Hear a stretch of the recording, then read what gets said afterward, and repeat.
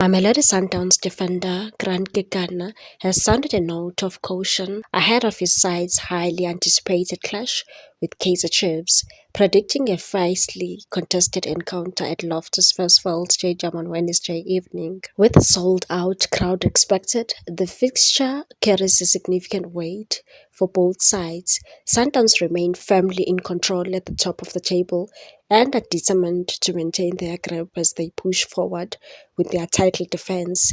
Chiefs, meanwhile, arrive in Pretoria with renewed urgency, chasing maximum points to strengthen their bid for a CAF Interclub competition spot.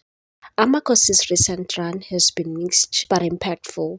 They managed to frustrate rivals Orlando Pirates with a 1-1 draw, effectively denting their title ambitions before suffering a 2-0 defeat to Siwelele FC in Bloemfontein.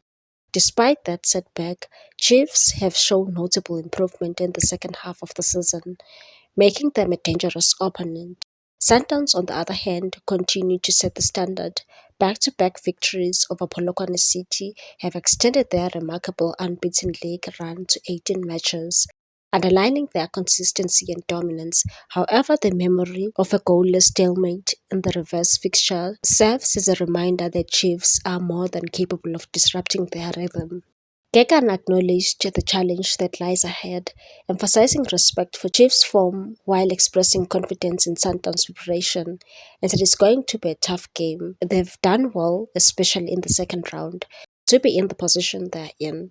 Even though they lost to Siwelele, we understand the kind of form they've shown. We'll approach the game with that in mind and look to neutralize their strengths. It won't be easy, but we'll be ready.